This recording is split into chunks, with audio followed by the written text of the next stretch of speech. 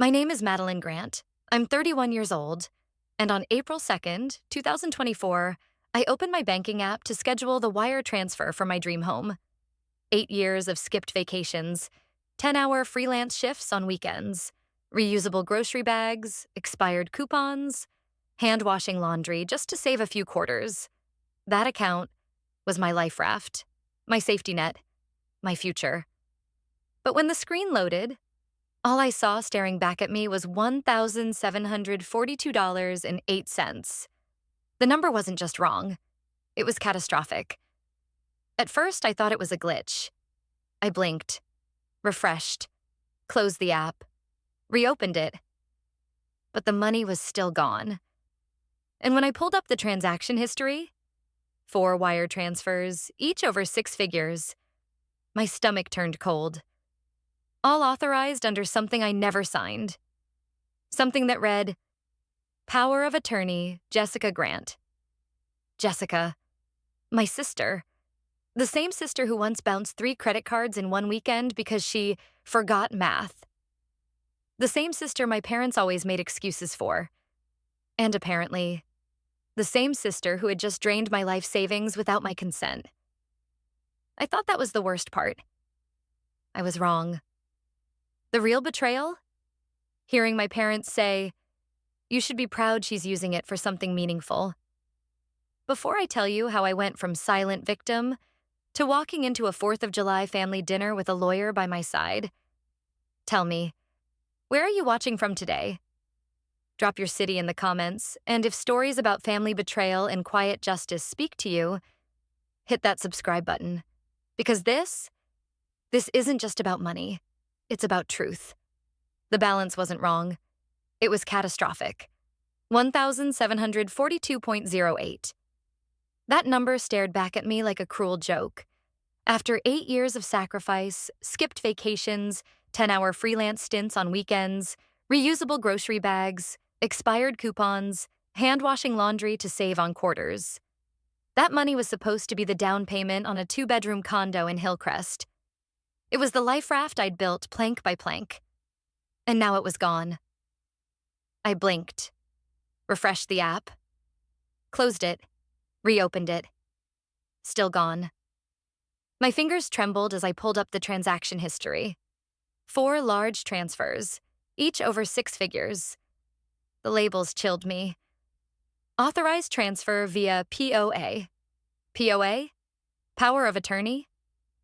The first went to JG Auto Group, the next to some LLC I didn't recognize, the rest to an account ending in digits I'd never seen before. All logged in the past 21 days. My throat tightened as I hit the call button on my bank's fraud line. I remember standing barefoot in my kitchen, the laminate floor suddenly sticky and unfamiliar beneath me. A voice answered after 2 rings. "Hi, thank you for calling Atlantic West. This is Kayla speaking. Can I have your account number, please?" I gave it, spelled out my name. Confirmed the last 4 of my social. "How can I help you today, Ms. Grant?" "There are 4 transfers I didn't authorize. They're huge, like hundreds of thousands." "Let me take a look," Kayla said. There was a clicking of keys, a pause. "Yes, I see 4 outgoing wire transfers. They were processed under a valid power of attorney on file." "There is no power of attorney," I snapped. "I never signed one." "Well," Kayla said hesitantly, "according to our records, the authorization form was submitted digitally. It lists Jessica Grant as your agent." Jessica. I nearly laughed. It wasn't funny, but there was something so absurd about it that it felt like a punchline. Jessica, my sister, who once bounced 3 credit cards in one weekend because she forgot math. Jessica, who thought taxes were optional if you're manifesting abundance. "She's my sister," I said tightly. "That doesn't mean she can legally drain $500,000 from my account." "Well," Kayla continued, "the documentation was accepted on March 8th. You should have received confirmation by email." I opened my inbox, searched Power of Attorney. Nothing. Searched Jessica Grant. Still nothing. "I never got anything," I muttered. "That may happen if the submission used a different email." My stomach dropped. That was possible. My old college address was still linked to some of my forgotten logins. But even then, how did she get access to my banking? I thanked Kayla stiffly and ended the call.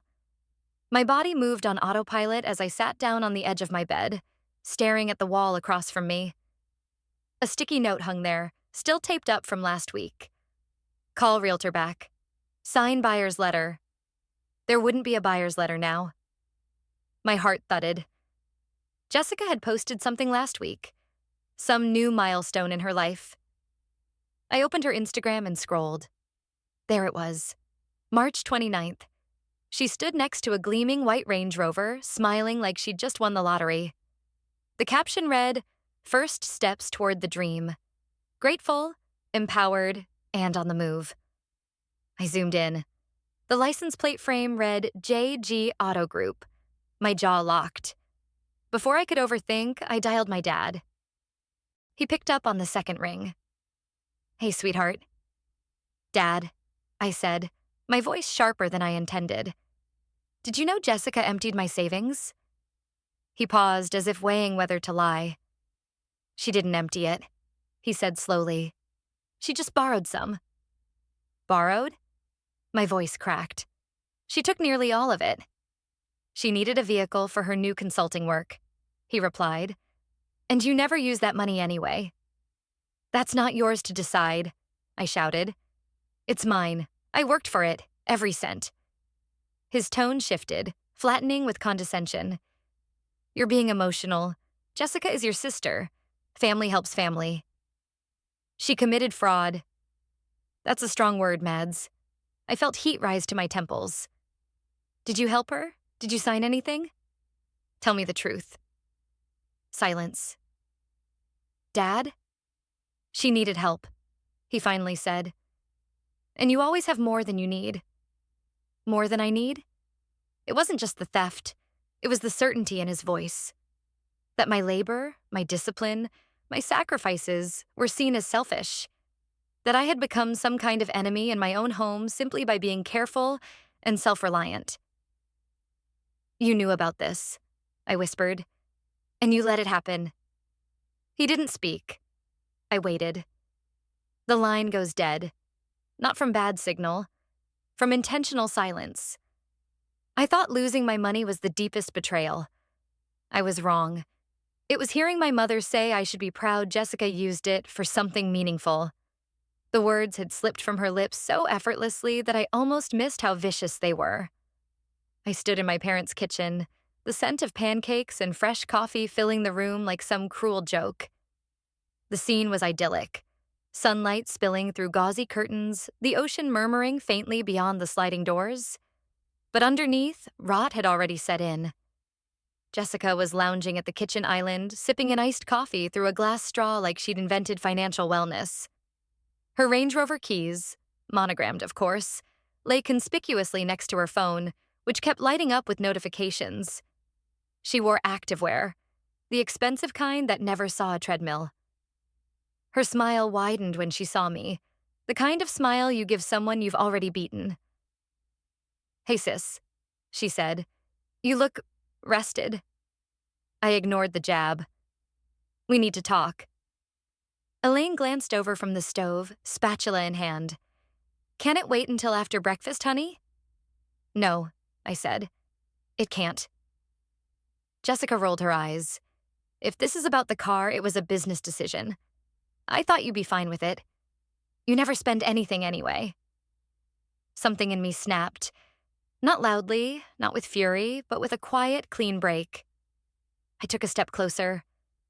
"You used a forged power of attorney to transfer $500,000 from my account. You didn't ask. You didn't explain.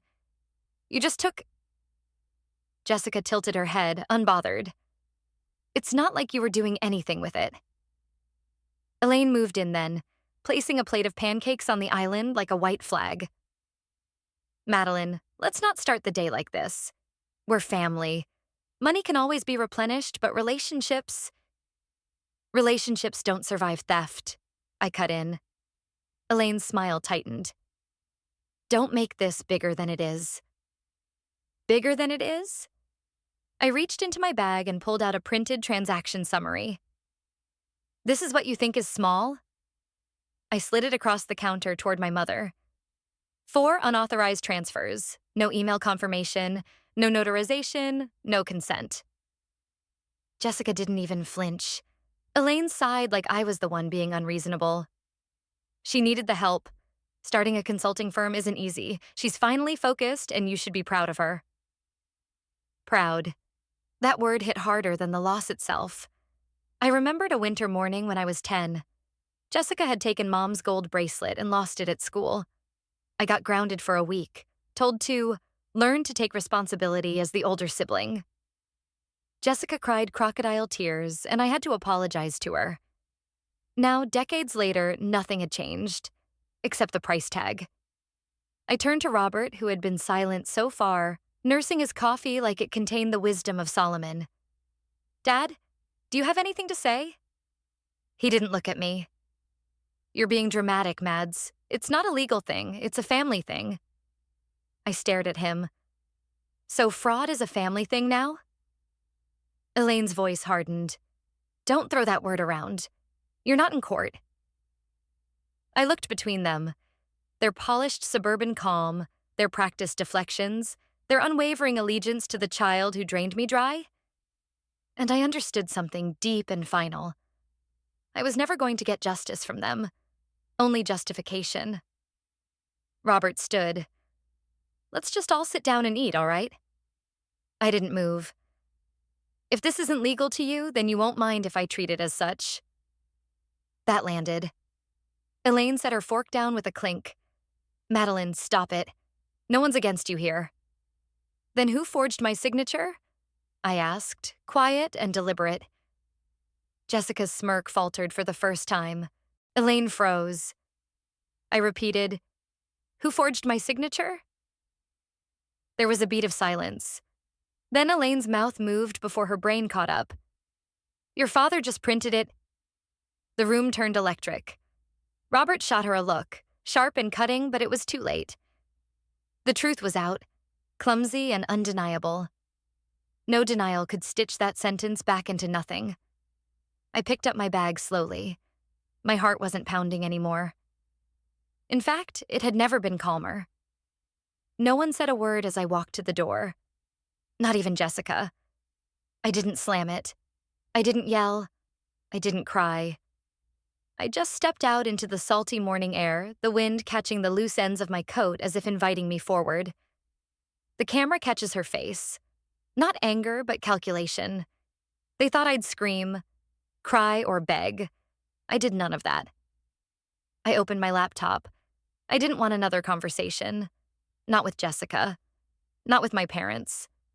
I was done negotiating with people who saw my boundaries as a suggestion and my bank account as a backup plan. There was only one person I could talk to who wouldn't flinch or flounder. Noah. I met him through a corporate client 2 years ago. He'd helped mediate a dispute involving misused escrow funds and handled it with a mix of surgical calm and dry sarcasm. We'd kept in touch, grabbed lunch once or twice. He had a way of being clinical without being cold. His office sat on the 3rd floor of a brick building downtown, tucked between a title company and a chiropractor. A narrow gold plaque read, Reyes Law, Real Estate, Contract and Financial Disputes. The inside smelled like old carpet, fresh coffee, and something distinctly paper-based. It was comforting in a way hospital waiting rooms never were. He glanced up from a stack of client folders when I walked in. Wow, you look like someone who finally realized her family's more Wells Fargo than Walton's. I didn't smile. You remember that thing you said a year ago? About revocable POAs? If your family ever scams you, I hope you remember our talk. He leaned back in his chair, eyes narrowing. Don't tell me I was right. I dropped the printed statements and screenshots on his desk. Jessica submitted a fake power of attorney, used it to transfer nearly $500,000 out of my savings. Bought a Range Rover. My parents knew. They're calling it a family misunderstanding. He scanned the first few pages in silence. The POA they submitted, I added. I never signed. Never saw it. No witnesses, no notary stamp, nothing. Noah clicked his pen. You brought the digital version? I slid my flash drive across the desk. He opened the file and scrolled. No date, no witness. Email attached is a Gmail with your name, but not your address. Signature doesn't match your actual one. This is amateur hour forgery. I watched his screen as he clicked through metadata logs and email headers. He made notes in shorthand on a yellow legal pad, cross-referencing names, amounts, and IPs like he was solving a murder. I also found this, I said, pulling up an Instagram post on my phone. Jessica, new car. Hashtag #new ride JG Auto period March 29th. Noah tilted the phone toward him. License plate visible? Barely. I zoomed in, tilted the screen. The plate matched the temporary number listed on the auto lease paperwork I'd never seen, but apparently authorized. He grunted. And that dealership accepted a power of attorney for a car loan under your name? Looks that way. Noah swiveled to his desktop and began drafting something. Formal legal language, a mix of icy precision and structured threat. I'm drafting a notice to the dealership. If they registered the vehicle under your name with falsified authorization, they could be liable too. And we're filing an internal complaint with the bank. They should have flagged this. I sat in silence for a moment, then asked, Do you recognize this name? I handed him a copy of a minor transaction. $5,000 wired to Chloe Kim. He raised an eyebrow. Your friend? She asked for a business loan last month. I said no. Apparently, she didn't take that as a final answer. He leaned forward. She's in on this? I don't know yet, but the money trail doesn't look accidental.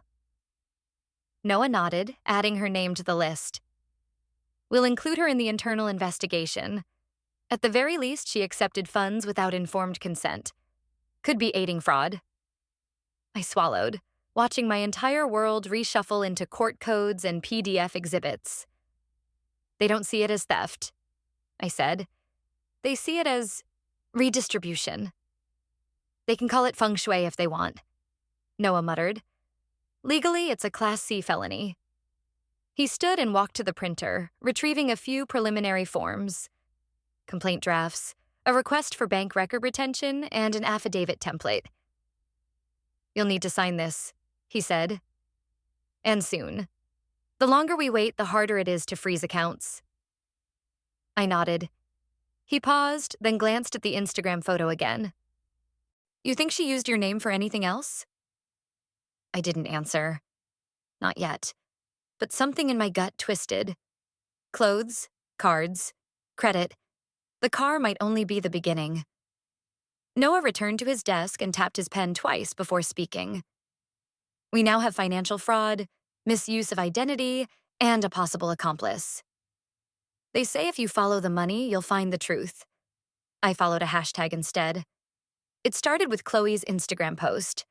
Some throwaway photo she probably filtered 5 times before uploading. Her hand on the hood of a car, manicured fingers resting just shy of the emblem. The caption reading, new ride number, grateful number JG Auto. I hadn't thought much of it when I saw it 2 weeks ago, but now everything felt suspect. I zoomed in until the pixels bled together. Blurry, but the license plate was just legible enough to spark a memory. The same temporary tag number had been pre-printed on the pre-approval letter I received from my mortgage lender months earlier.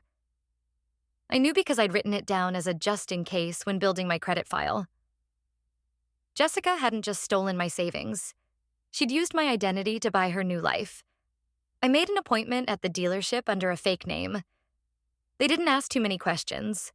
I dressed like someone who didn't need to. Slacks, silk blouse, minimalist jewelry. Enough polish to signal wealth without screaming for attention. I arrived just before lunch on June 14th. The air smelled like leather, lemon polish, and chilled ambition. The dealership was pristine. Gleaming glass walls, white floors so spotless they reflected sunlight back like mirrors, and a lounge that looked more like a spa than a waiting room. A man in his 50s approached me, smiling with sales-trained charm. Welcome to JG Auto Group, he said. I'm Keller. How can I help you today? I smiled back. I was hoping to get more information on a recent Range Rover purchase. My friend said she bought it here under my name as a gift, and I want to verify the paperwork before I say thank you. His brow creased slightly. You're Madeline Grant? Yes, I said evenly. He nodded and walked to a sleek desk, typing rapidly. Let me pull up the file. It was about a month ago? Yes, here we go. I watched him open a PDF, then another. My name was everywhere. My legal name, my email address, my social security number. The contract was signed with a loose, sloppy version of my signature. But it was mine, or someone's idea of it. He printed the documents, assuming I wanted a copy. I pretended to read while I covertly photographed each page with my phone. The dealership had accepted a faxed power of attorney form. Again, no notary, no timestamp, no supporting documents. Just a name and a typed line that said authorized for purchase. I hope this was a good surprise, Keller said, peering at me kindly. Not many people get gifted a luxury vehicle. Oh, I said, folding the pages neatly into my purse. It's unforgettable. I was about to thank him and leave when I heard a voice behind me. Hey, Keller. I need the invoice for that second delivery. My assistant said it's not showing up. Jessica. I froze, just out of her line of sight. She strolled in like she owned the place. White blazer, iced coffee in hand, her phone buzzing with notifications. She didn't even glance around, too absorbed in talking about herself. It's for my team, she said casually. They're onboarding next week. I need everything squared away by Monday. The last thing I need is another holdup. Team? Jessica didn't have a team. Jessica barely had a business. Whatever game she was playing, it had moved beyond just stealing money. She was building an empire, with my name as the foundation. I slipped behind a low partition near the waiting area, out of view. My pulse was steady. I didn't panic. I just watched. Listened. Keller handed her a folder, oblivious. She flipped through it, nodding like she understood the numbers. Then she smiled, almost sweetly. Thanks again. You've made this whole transition so seamless. She turned to leave, pausing at the entrance to check her reflection in the glass door. I stood. We locked eyes through the pain. She didn't recognize me at first.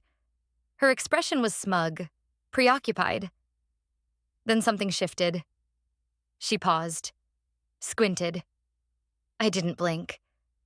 Her smile dropped half an inch. I didn't need to say anything. She knew. I turned and walked out before she could decide whether to follow. The heat of the afternoon hit my face like a second slap, but I welcomed it. Every step back to my car was deliberate, certain. That night, I emailed Noah. We have everything. I'm calling the family. Fireworks lit the sky, but they weren't the loudest explosions that night. The Cove was the kind of restaurant where the waiter addressed you by last name, and every wine pour was a performance. Tucked in a private room off the main dining hall, the Grants' annual 4th of July dinner was unfolding just as my mother had always imagined. Polished wood table, white tablecloths, curated menu, and her entire family in one place. Except this time, I had planned the reservation. Down to the chairs, down to the silence I let stretch before the appetizer. Jessica was already in full monologue by the time the entrees arrived, talking about a future office in West Hollywood and her new intern who had the energy of a baby Labrador but none of the instincts. My father nodded intermittently, nursing his scotch. My mother laughed lightly, playing hostess even in a restaurant she didn't own. I sat still, watching the bubbles rise in my glass of club soda. The envelope sat in my lap. Thick, heavy, ready. Jessica barely glanced at me. She never did when the spotlight was hers. Before dessert, I said, cutting into her story about influencer brand deals. I have a few numbers to share. I laid the folder on the table. My voice was soft, controlled. Elaine blinked. Robert stiffened.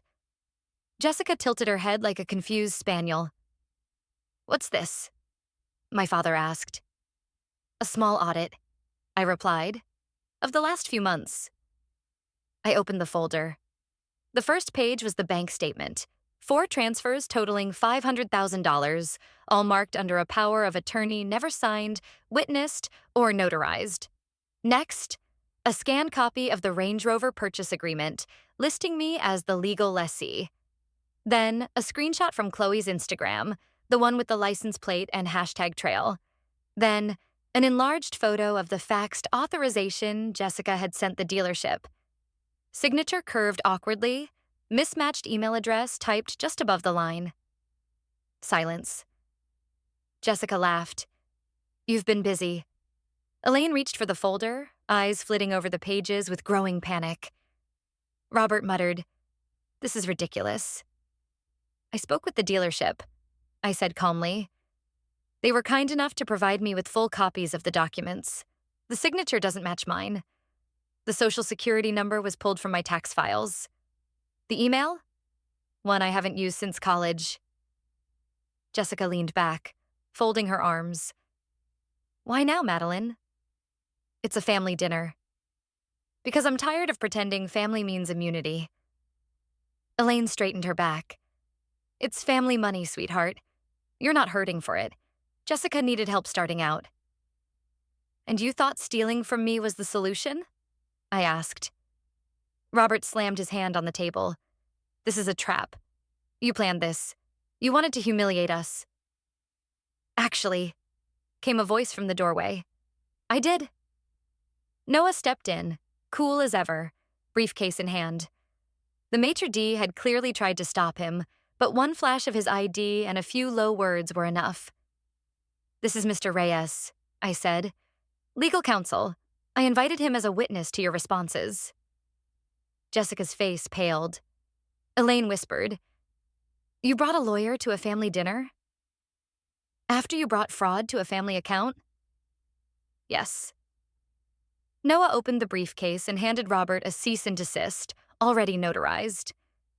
You're all named parties in a pending investigation regarding identity theft, financial fraud, and misrepresentation. The Range Rover's title is being frozen.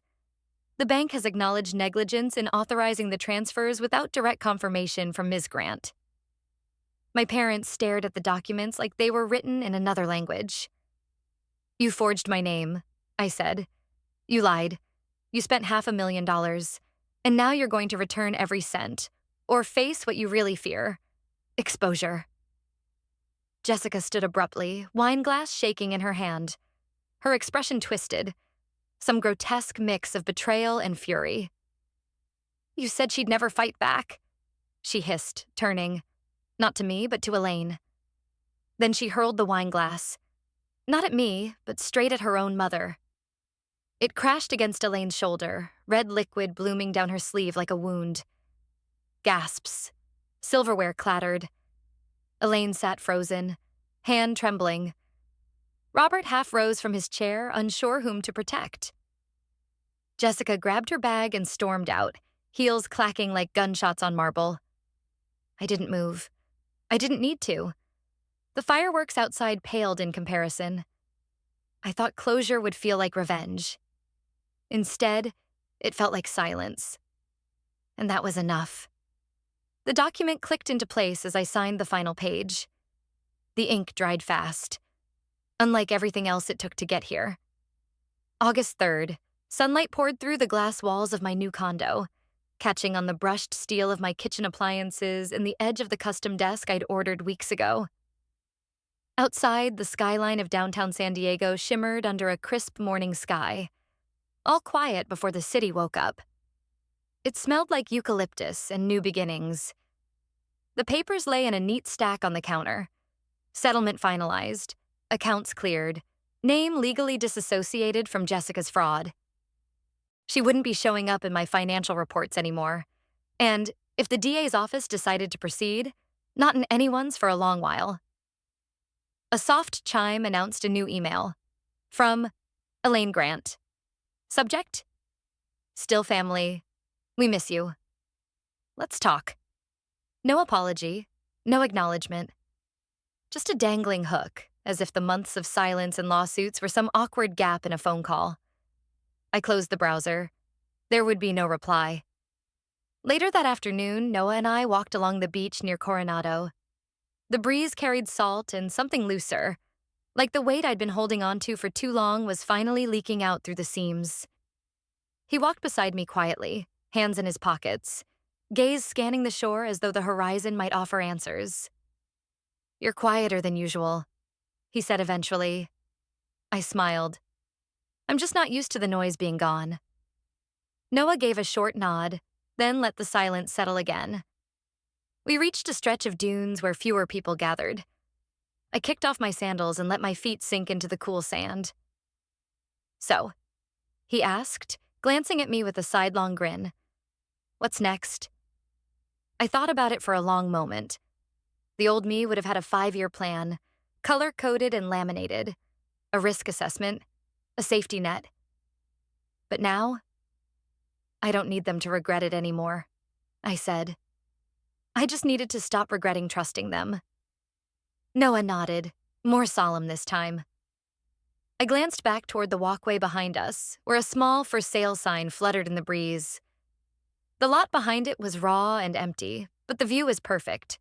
Sunsets, sea, space. "I heard that lot's for sale," I said, half to myself. Maybe it's time I build something that's mine from the ground up. The wind caught my hair. He didn't say anything, and he didn't need to. For the first time in a long time, I didn't owe anyone an answer. I once thought the worst pain in life was being stolen from, but I was wrong. The real pain is realizing that the thieves were the people who once kissed your forehead goodnight, who told you they loved you equally, who raised you to believe in fairness, then twisted it to benefit themselves the moment you stepped out of line. When I opened my banking app that morning, my only plan had been to wire a down payment for a small house I'd dreamed of for years. I had imagined what it would feel like. Planting my name on something solid, permanent, and finally mine. Instead, what stared back at me was emptiness. A void of $500,000 and the echo of a choice I never got to make. At first, I crumbled quietly. I didn't scream. I didn't throw things. I sat in silence, heart pounding like I'd been robbed in an alley. But the alley was my childhood, and the thieves were wearing my last name. The first call I made was to my parents. I wanted to believe there was a mistake, a glitch. Maybe Jessica had mixed something up.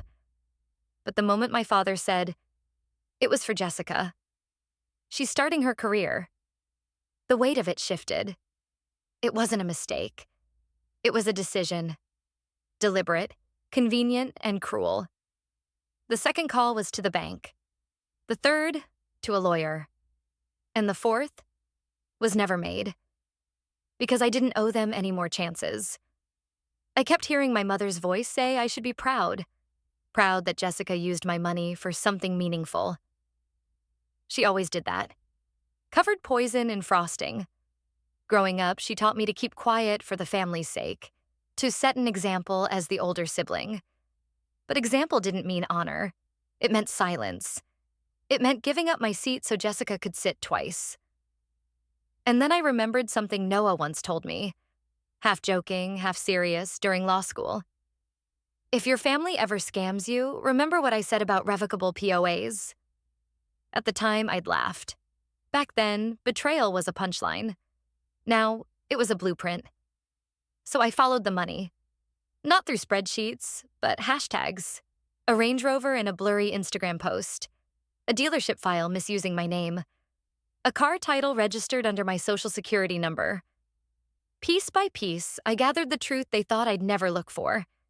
They expected me to cry. I opened my laptop instead. By the time I sat down at that 4th of July dinner, I wasn't the same woman they thought they'd broken. I had filed legal claims. I had frozen accounts. I had every receipt they believed they could hide in a fog of family loyalty. And when Noah walked into that room, calm and collected, holding court like he always did, I knew the power had shifted. Jessica's lies exploded not with drama, but with silence. Because when a manipulator realizes their story no longer works, all they have left is volume. and volume isn't evidence.